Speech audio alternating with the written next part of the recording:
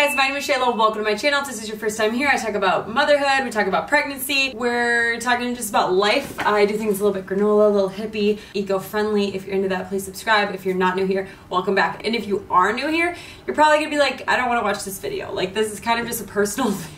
You'd be like, what is this lady talking about? And I didn't even script this video. Normally I script it out so that I'm coherent, so probably my editor is gonna, sorry Billy, this is just gonna be rambly, but I kind of just wanted to give a little life update because life's been, I feel like I always come on that here and say it, just life is kind of crazy, because it is. Someone told me once recently that like when they're little, they need you physically, and when they're older, they need you more mentally. It's more of a mental challenge instead of a physical challenge, because right now like they want to be on me, or they want to be nursing, or they want to be snuggling, which I'm embracing and I'm loving, but also sometimes I'm like, I want to nurse you, and like, because that feels right to me, intuitive, whatever, but other times I'm like, I can't right now, I can't.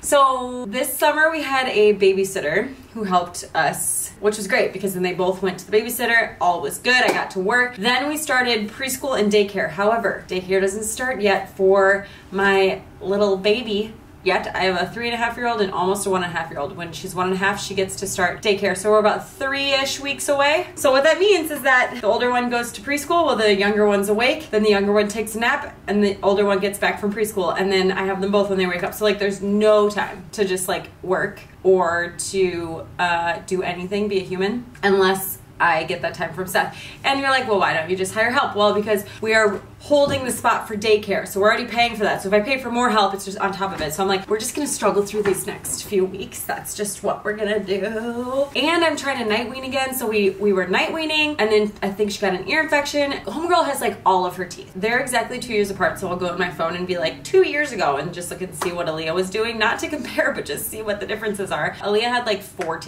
8 teeth. Esme has 20, I think, maybe 18. She has all of them.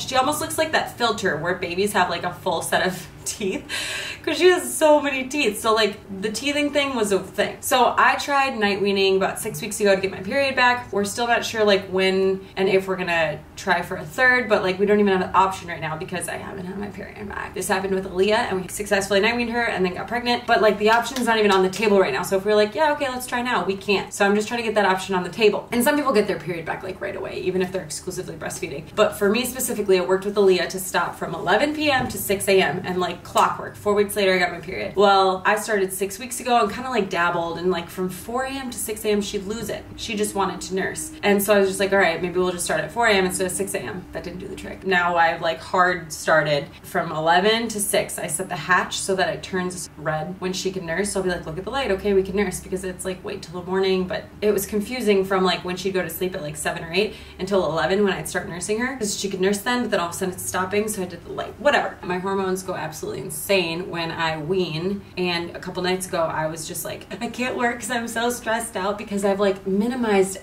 see, this is just a fluid thought video, sorry. My priority is my children, but I also need to make money. So what is the thing that's going to make me money? And it's YouTube videos, because I have the biggest following here, I can get brand deals here, like it's just the thing that I wanted to really focus on. And so I kind of like put everything else on the back burner to focus on this as like the one thing that I make sure I get done. Well, now it's really hard to even get this done. I kind of haven't been working on YouTube videos because I've been working on this. So we got 2 things coming. I'm working on a guide, a get off your phone guide, because I feel like phones literally suck the happiness out of us, especially as new moms, because we're looking for some sort of connection and we get online to do it. It's not connection. Just the stuff that I see, I'm like, you don't actually have kids. Don't tell me that you have kids and you're doing all of this. Like, where are your children? And the stuff does not stay that clean and neutral colors. Don't your kids want to wear pink sparkly things? I just think it affects mental health. And I know that it affects mental health in like younger children. I just remember like when I was younger and I was bored and I was just watching the ceiling fan, just bored, and like there wasn't anything else to do. I just want to kind of raise my kids to be okay being bored, which is harder on me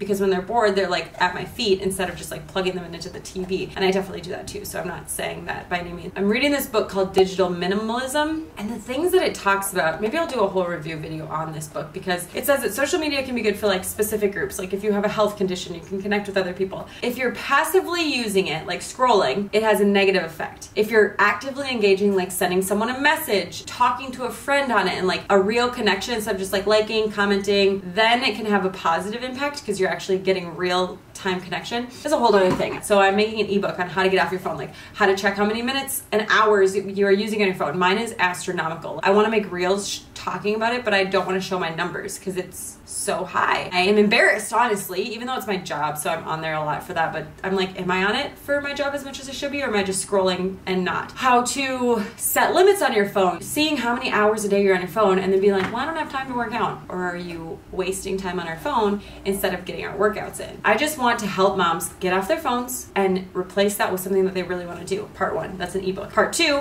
is a flip book. This is just an example of a flip book, but this is basically what it's going to be. So it'll be like a little bit smaller than this. Set it out in the nursery, and then each day we'll have a prompt. So it'll be like, what is one thing I've been wanting to do but I put off that I can do today? And then when you go to nurse your baby, or when you go to pump, or when you go lay down to go to sleep, instead of scrolling on your phone, you go, what's one thing that I want to get done today?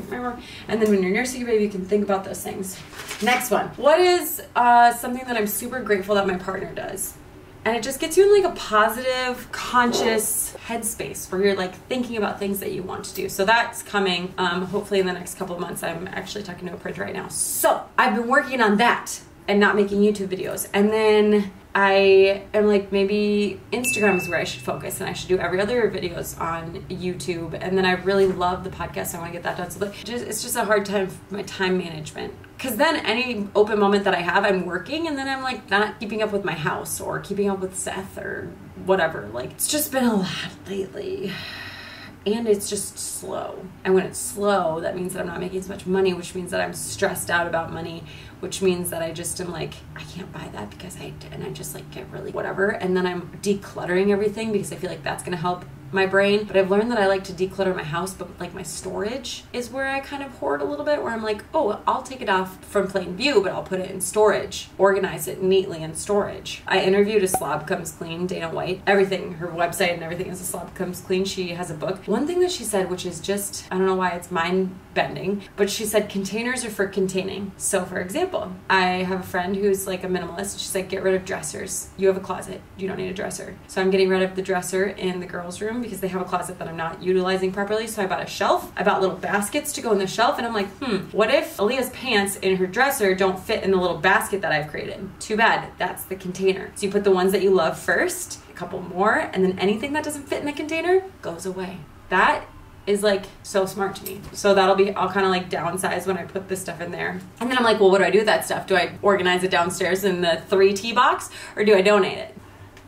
I don't know. And then like in the living room, we have this TV stand that's just a clutter collector. So I got rid of that and I put all the toys somewhere else. So the toys are living somewhere else, and that's not in the living room anymore. And then I'm putting some cabinets where there's empty space, and there's just a lot going on. So all this to say, just feeling a little overwhelmed just by not having childcare. And then Seth is like, well, I gave you a couple hours. And I'm like, you're doing an amazing job. And you're also feeling stressed out and extended. And now that, if you're still here, I hope that you're relating to some of the things that I'm saying, and that this isn't just, I don't know. I kind of took the summer off from working out.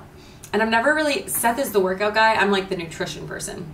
So we make a great pair. I've never really been someone who's like, oh, I just need to work out. I just feel like, I feel that now. I haven't worked out all summer because I was like, we're active, we're outside, we're doing all these things. And now I'm just like, I feel stiff. And I was a dancer in high school 20 years ago.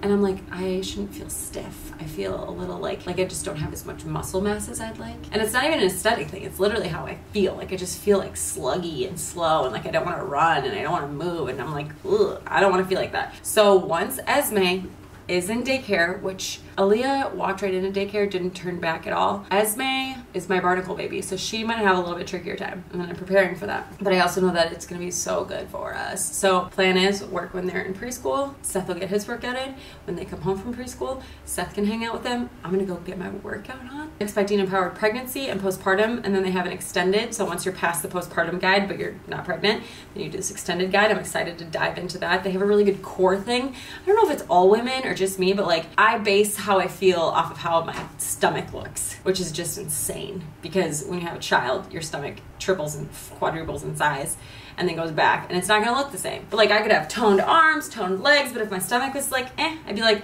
Seth, I'm just not feeling great. And he'd be like, what are you looking at? But I've accepted that it's gonna look different, that's fine. Expecting Empowered also has a core thing. So I really like their workouts. They're great for pregnancy and postpartum because it's by a physical therapist, made the guide. So it's like all safe in each week of your pregnancy and postpartum. I'm a big fan, big fan. DM me on Instagram if you have any questions, but Hey Shayla gets you a discount, or you can just go heyshayla.com/expectingempowered. That's not what this video is about. So I'm gonna start working out and I'm geeked about it. I just feel like my life is gonna start in like 3 weeks when Esme goes to preschool, and I just need to embrace the current moment and not just only look ahead. So those are all of my thoughts. Oh, and then the podcast gives me life, but like coordinating a time with a guest right now is just impossible because I don't even know when I'm gonna have time. So that again will start up as he goes to daycare. But I thought about just doing it by myself. Basically this, what I'm doing right now, but on a podcast. I can make this into a podcast, let's be real. Maybe I will. Night weaning, slow season at work, trying to figure out what my work looks like because I want to do what I'm doing. I'm about to batch make videos. They're gonna be great. It's gonna be, I'm gonna tell you about our non-toxic mattress. It's literally incredible. It's all latex, adjustable. That's why I bought it. Like obviously I wanted it to be non-toxic. So I found that, done, check. And then it's adjustable. It comes with 3 latex layers that you can like change the order to make it softer or harder. Selling point for me. Like I'm the princess in the pea. I need a nice mattress. And if I was like, well, it's too hard, then you just rearrange it. It's not easy to rearrange. It's not like a super simple task, but you can do it. Then you don't have to return your whole mattress. Amazing. That's, if you just go to heyshayla.com/mattress, you'll get there and you'll see it all. They usually have sales running where you can get like pillows and sheets and a mattress protector included. Highly recommend. So I'm just gonna talk about all of that. And then I have another one that's empties. Apparently empties videos is a thing. I don't know, where you like go through the things that you are empty. I get all these products sent to me. I do all these like ads or these brand deals, or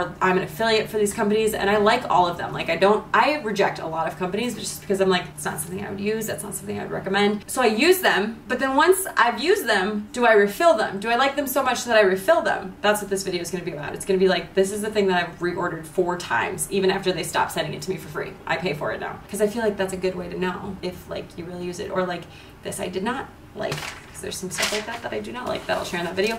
And then tantrums. 2 books that I've read are How to Talk So Little Kids Listen and The Child Whisperer. And 2 words are firm but kind. And I'm just gonna go through things that have worked for Aaliyah and that like help with tantrums so much. We're getting to like 3.5 and I feel like I'm just starting to deal with like her just being like, now. I've shared these with some of my friends and they're like, yeah, I've done that, does not work with my kids. So you get to take it all with a grain of salt. So I'm gonna make those 3 videos right now. So that's what's coming. I hope you enjoy. Oh, if you wanna get emails for when the flip book comes out, when the ebook comes out, or when my videos come out, just go to heyshayla.com/email. That's all I got for now. So thanks for watching. Again, if you're still watching to this rambling, talk to you guys soon. Thanks, bye.